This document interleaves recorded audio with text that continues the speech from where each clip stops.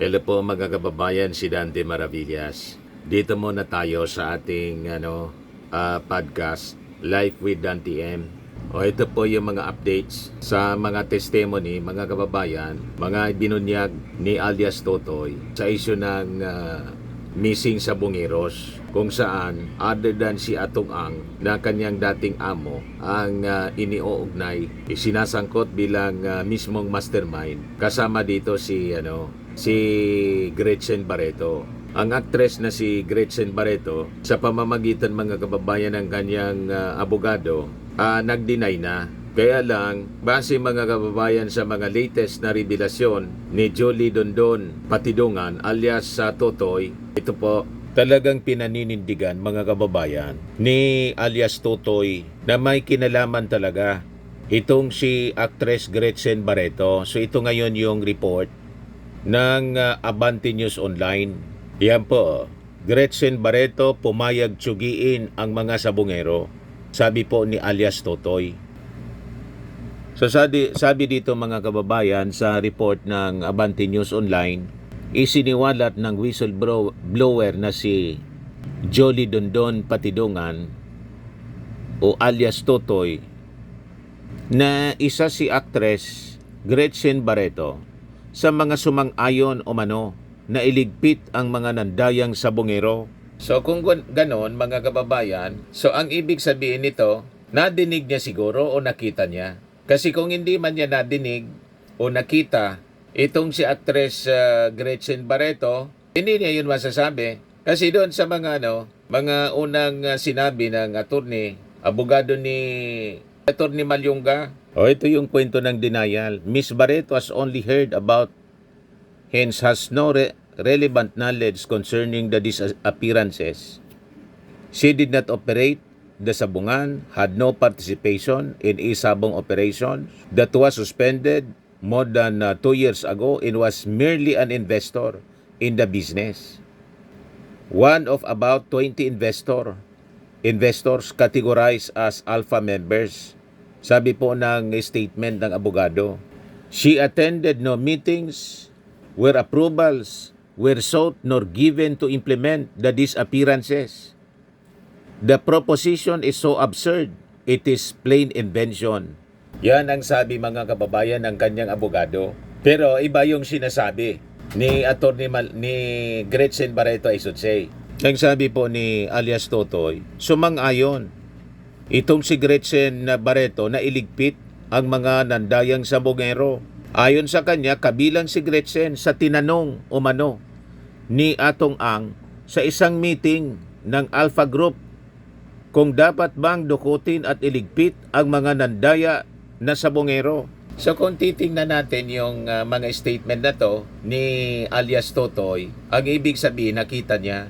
So dapat may mag-corroborate mga kababayan sa testimony, o baka may picture siya sa sinasabing meeting ng Alpha Group kung saan nandun mismo si Gretchen Barreto, si Atong Ang, and maybe other members ng Alpha Group.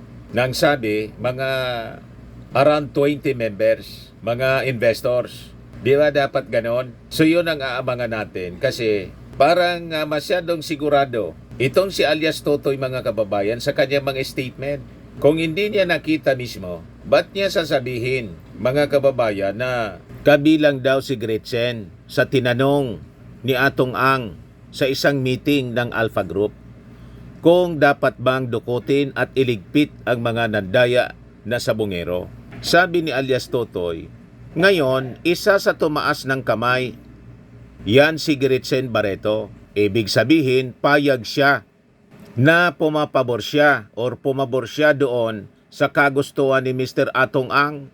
Grabe po, masyado seryoso. Ang mga akusasyon na to, revelasyon ni alias Totoy. So pag titingnan natin yung kanyang istorya, i-imagine natin parang yung sa pelikula lang, kung saan may isang malaking sindikato at yung leader ng sindikato may kasamang sikat na mga personalities na nasa showbiz, nasa politika, ganon. Tapos nagmi-meeting sila at sa meeting pinag-uusapan yung mga plano lalo doon sa mga tao na tingin nila nagiging sagabal sa kanilang operasyon. And in this case, ito pong isabong. And in the meeting, napag-usapan kung ano yung gagawin. Then somebody from the group may nagsuggest na iligpitan niya natin. Tapos, nandun ang isang kilalang showbiz personality, inapprove niya. Yan ang lumalabas mga kababayan. Pelikula ang dating. Lalo pa na ang nasasabit dito ay isang showbiz personalities na si Gretchen Barreto. Pero lilinawin natin, si Atong Ang at saka si Gretchen Barreto mga kababayan, kinokonsidera pa man lang bilang mga suspetsado, suspects. Yan ang sabi ni DOJ Secretary Boyeng Rimulya. So may case build up na ginagawa yung DOJ. Madaling sabi, hindi pa man sila nakakasuhan. Binubuo pa lang po yung kaso. Pero sa mga statements, mga kababayan ni Boyeng Rimulya, parang malakas ang mga ebidensya. At sa tingin natin, analysis natin, parang binibigyan niya ng weight yung mga testimony, revelasyon mga kababayan ni alias Totoy. Kasi nga po, kahit si Atong Ang, nire-recognize niya na itong si alias Totoy talagang dati niyang tao. Ang sabi nga, bakit niya nagawa mo to sa akin? Itinuturing kitang parang anak. So, sinusumbatan ngayon ni Atong Ang itong si alias Totoy na kinasuhan niya mga kababayan the other day ng multiple cases at inakusa niya mga kababayan ng pangungutong, gustong mag-extort sa kanya at siyempre paninira, slander. So salungat ito mga kababayan na mga revelasyon ni alias Totoy sa naging statement ni Attorney Alma Malyonga na si Gretchen Barreto investor lamang at hindi aktibong kasangkot sa operasyon ng sabungan. Yan ang claim po ni alias Totoy. Pumayag na tsugiin ang mga sabungero. Pumayag daw itong si Gretchen Barreto. Kailangan niyang isubstantiate yung kanyang akusasyon mga kababayan. Ngayon, bueniltahan ni alias Totoy si Atong Ang. Sinabi kasi ni Atong Ang, doon sa akusasyon, sa kwento sa presko ni Atong Ang, na itong si alias Totoy, plinanuhan siya na kidnapin at patayin. Sabi ni Jolie Patidongan, parang baliktad yata niya. Ako na yung malaking aso at siya na yung tuta. Kahit kayo tanungin ko, may kakayahan ba na ako na kidnapin siya at patayin siya? Sa sobrang dami ng pera niya at security niya, hindi niya pinag-iisipan lahat ng mga sinasabi niya. Pakinggan natin mga kababayan si alias Totoy. Baliktad yata. Ako na yung aso at siya na yung tuta. Pero tanungin ko, may kakayahan ba akong kidnapin siya at patayin siya? Sa sobrang dami ng pera niya, sa dami ng security niya, hindi niya pinag-isipan lahat ng mga sinasabi niya. So, tingin ninyo mga kababayan, sino sa dalawa ang kapanipaniwala? Itong revelasyon ni alias Totoy o ang akusasyon ni Atong Ang na gusto lang mag-extort? Pinipirahan sila, pera-pera lang anya, bottom line.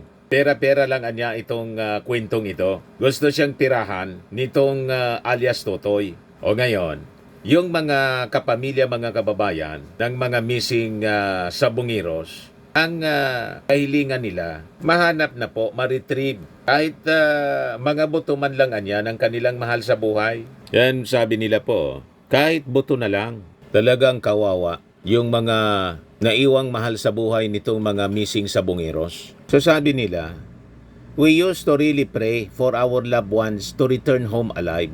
But because there's a witness now, what is saying is really strong and credible.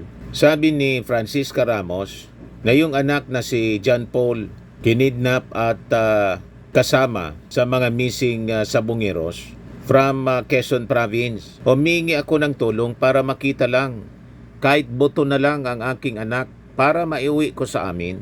Napakasakit niya kasi yung aking anak pinatay na parang hayop. Dapat niya hindi nila siya pinatay.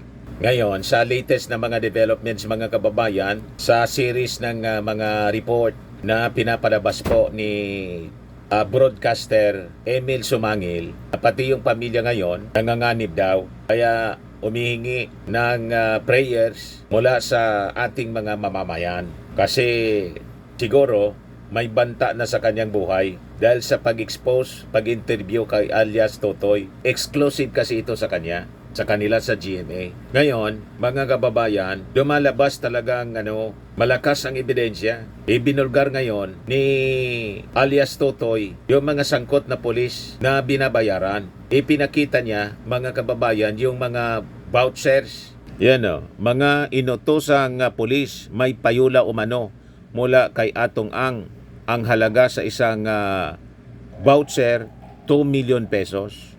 Iba-iba ang rate, mga kababayan. Yan iba-iba.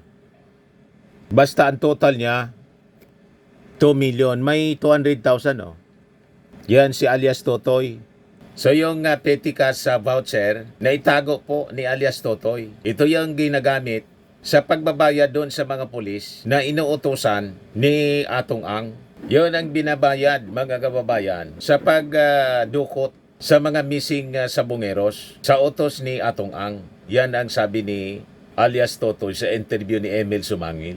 Alam niya daw kasi kasama siya sa inuutosan para kausapin yung mga pulis na ginagamit ni Atong Ang o inuutosan po para sa pagdukot nitong mga sabongeros. Sa kada utos may bayad, pagkatapos may monthly payola. Itong sinasabing petty cash sa voucher, sinurrender na ni Patidungan sa mga authorities, sa pulis. So ito daw ang mga patunay ng binabayad ni Atong Ang sa mga pulis. Itong 200,000 na pesos na nakalagay dito, ibinayad daw sa isang police colonel. 2 million pesos naman sa isang police lieutenant colonel. At mahigit sa 2.6 million pesos, 2.6 million para to, 2,620,000. Yan para sa isang unit ng PNP na siyang trumabaho. Yun, mga kababayan, yung mga matitinding expose ni alias Totoy. Intel lang kasi nakalagay doon. Pag sinabing Intel, yun na yung 500,000, yun na yung bayad sa mga pinatay nila. Yung overall naman na kinukuha ng isang kernel, yun ang monthly niya, 2 million. Ba't yung bibigyan ng 2 million? Ay, yun na yun. Sa trabaho, yung protection lahat na. Protection kumbaga, money. mas malaki yung kernel dahil mga tao niya yung nandun. Sabi ni Don. So sabi ni Don, paninindigan niya ito hanggang korte, yung kanyang mga revelasyon. Ngayon, dahil sa mga exposing ito na ginawa ni Emil Sumangil, mga kababayan, ang sabi, parang may threat. Yun ang paiwatig ng kanyang asawa sa paghingi ng prayers para sa protection po ng broadcaster. So ito yung mga reactions ng mga tao. God is very merciful and compassionate. Keep the faith on Him. He will not forsake you. Yan mga reactions doon sa sabi may banta na sa buhay ni Emil Sumangil. Sabi ni Betrovana, sa obserbasyon ko lang naman, noong kapanahonan ni Digong as president, tila itong si Atong Ang at iba pa ay lalong yumaman. Lumawak ang mga koneksyon at kapangyarihan. Sana nga lumabas ang katotohanan. Pabor sa dalawang panig, especially sa mga inaakusahan kung wala nga silang kasalanan. Justice for all sa bungirong biktima. Lord Jesus, we pray for the protection and safety of Mr. Emil Sumangil and his family. Do not let the plot of the wicked to succeed. Lord Jesus, we pray for peace in our country. Sabi ni Josie Diaz, manganganib kayo lahat dyan, ingat kayo. Sabi ng isang user, baka magaya siya kay Percy Lapid, ingat ka Emil Sumangil. Sabi ni Leticia Vargas, bakit binabantaan ba si Emil? Huwag siyang matakot. General Torre is there for him. And we pray for the safety of Emil. Don't worry, Mrs. God is always be there for Emil. Sabi ni Liwanag Di Ocampo, you are right, Sir Dante, we need to help our government. Salute po. Sabi ni Carmena, always remember Psalm 91. He will be in our prayers. God will always protect him because he is doing the good things. Sabi ni Virginia, we want justice para sa mga nawawalang sabongero. Pero sana, wag basta magbintang or magpalabas. Tama naman, wag naman niyong gawing sensation by using Gretchen. It's also unfair for her. Yung senator na sinasabi at 2 congressmen, baka maniwala pa ako. Sagot ni Mary Ann sa kanya, kailangan pa naman yan imbestigahan. Tama. Sabi ni Evelyn, Life with Dante M. Vlog, salamat sa update sa prayer ng asawa ni Sir Emil Sumangil. We claim it by the power of His mighty name in Jesus' name. Hindi mananaig ang kasamaan sa kapangyarihan ng Panginoong Diyos. In Jesus' name, Amen. Tama na ang kaguluhan na dulot ng sugal, pogo, sabong na mayagpag during the previous administration. Thanks, Sir Dante. Ingat po kayo. Sabi ni Eduardo, sabi ng Kano, when you do not be afraid. When you are afraid, do not do it. Nangangahulugan lamang na siya ay may alam na. Sana para maniwala kami, yung iba hindi takot nang lumabas yung tumahimik dahil ang kalakaran yung nasa kusina. Imposible na hindi mamantikaan. Ang matandang kasabihan po, pag ikaw ay nasa kusina, nasa harap ng bambangan, yung tawag sa amin, yung lutuan noon, hindi pa uso kasi nung panahon, ang mga gas range. So sa kahoy, ang tawag dyan sa amin, bambangan. Pag nasa kusina ka niya, alangan naman hindi maulingan. Kasi kahoy pa yung ginagatong, may uling. So, yun lang mga kababayan, ang short video natin. Kung hindi pa po kayo naka-subscribe, click subscribe niyo po. Itong ating bagong channel, Life with Dante M. Lagi po nating tatandaan, you become what you believe. Ako po si Dante Maravillas. Bye-bye po. God bless.